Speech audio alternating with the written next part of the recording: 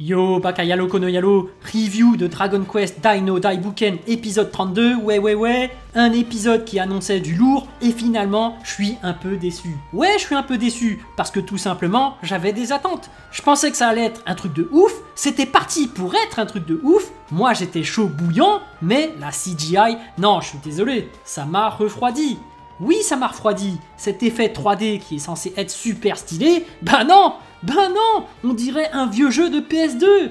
Non mais regardez, est-ce que vous trouvez ça stylé? C'est comme si on te refaisait l'anime Saint Seiya en full CGI. Ah merde, Netflix l'a déjà fait. Ah mais quelle catastrophe. Alors oui, je critique pas la CGI en général. Il y a des films en full animation qui sont super bien faits. Mais là, je l'ai trouvé mal foutu. Je dirais même intrusif. Parce que oui, pour moi, la CGI, c'est vraiment pour être discret, pour qu'il se fonde dans le décor, mais là, pas du tout. C'est dégueulasse. Non, en plus, j'en ai marre de voir la tête de Dai en zoomé comme ça, là, à chaque fois. J'ai l'impression que c'est toujours la même tête. Non mais voilà, c'est mon avis. Il y en a qui vont dire « Ah, mais c'était trop stylé la CGI. C'était mieux qu'en 2D classique. Chacun ses goûts. » Voilà. Après, le combat en soi, il était bien. Avec un Yunkel qui y va pour donner son épée, Crocodile qui le balance, cette partie-là était pas mal. Il y avait un semblant de stratégie, c'était bien. Il y a Baran qui prépare son Giga Break, il y a Dai qui prépare son Avance Trash, c'était super stylé. Avec les flashbacks qui vont bien, avec le souvenir du maître Avan, avec l'épée de Yunkel, avec le sacrifice de Pop, tout était là. Il y avait la musique, il y avait l'épicness, il y avait tout. Moi j'étais chaud comme la braise là. Mais non, ils ont pas balancé la sauce. Ils ont voulu gratter du temps, ils ont mis la CGI, mais pourquoi vous avez pas balancé toutes les meilleures attaques d'un coup? Non, franchement, tu sautes la partie CGI,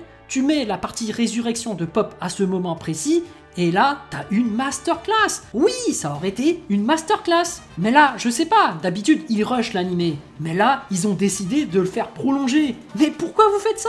Bon, le passage de Pop qui avance vers l'au-delà, c'était stylé. Il y avait de l'émotion, il y a un Pop qui s'est donné à fond, mais on revient quand même le faire chier en le traitant de lâche. Mais Pop, il prend quand même sur lui, il a un sursaut d'honneur, il parvient à ressusciter une fraction de seconde pour lancer son sort de feu sur Baran. Waouh, c'était beau. Franchement, Pop, meilleur perso de Dragon Quest. Moi, j'ai plus rien à dire. C'est le meilleur perso de Dragon Quest. Que ce soit en termes de développement de personnage, en termes de valeur, de courage, de travail, de détermination, ce Pop est un exemple. C'est lui qui donne l'inspiration, le petit boost psychologique à Dai pour lancer son attaque. Mais j'ai même envie de dire que c'est même pas Dai qui inspire Pop, c'est Pop qui inspire Dai, tu vois le délire? Enfin bref. Le moment où Dai et Baran lancent leurs attaques, c'était magnifique. L'épée de Baran qui se fait éclater, le torse de Baran qui se fait découper. Non, c'est beau. C'est un très bel épisode. Et puis, la fin du combat, un Baran qui revient, il y a tout le monde qui est à bout de force, mais qui sont toujours déter à se battre. Et ça, c'est fort, parce qu'ils sont tous autour de Pop. Et c'est vraiment Pop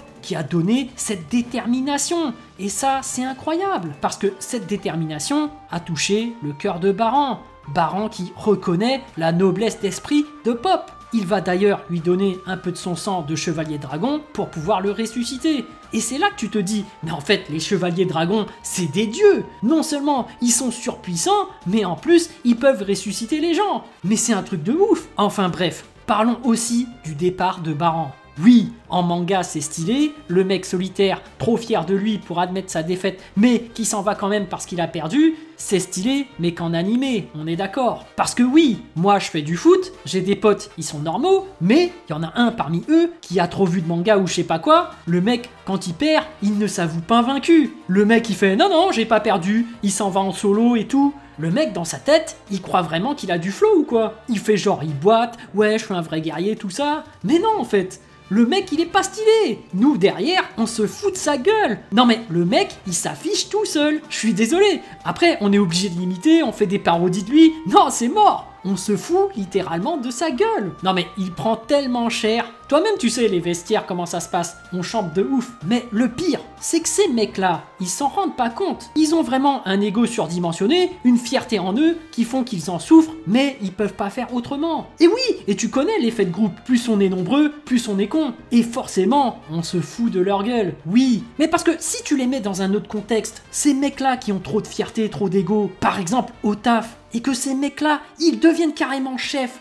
bah c'est la merde. Parce que ces mecs-là, jamais ils admettront qu'ils auront tort. Jamais ils t'encourageront. Jamais ils auront de la reconnaissance pour toi. Non, non, non. Ces mecs-là, tu ne peux pas les mettre en manager. Ces mecs-là, dans la vie en société, c'est quand même des cas extrêmes. Les mecs peuvent devenir toxiques. Mais bon, tant que ça reste dans un contexte fun, comme dans le foot, moi ça me va, donc je continue à me foutre de sa gueule, c'est tout. Enfin bref, on a complètement dérivé, mais je retourne dans la réunion entre Adlar et Vern. On a un Adlar qui est complètement apeuré, il y a Vern qui est en train de lui mettre la pression pour tuer Dai et les autres, malgré tous ses échecs. Bon, concrètement, on va pas se mentir, à ce stade de la compétition, Adlar il est plus haut niveau. Bah oui, en face t'as un Dai qui maîtrise son pouvoir de chevalier dragon. Adlar il est fini. Même Vern il le dit. Baran était le seul à lui faire peur. Bah là, Dai il maîtrise ce pouvoir. Il a vaincu Baran.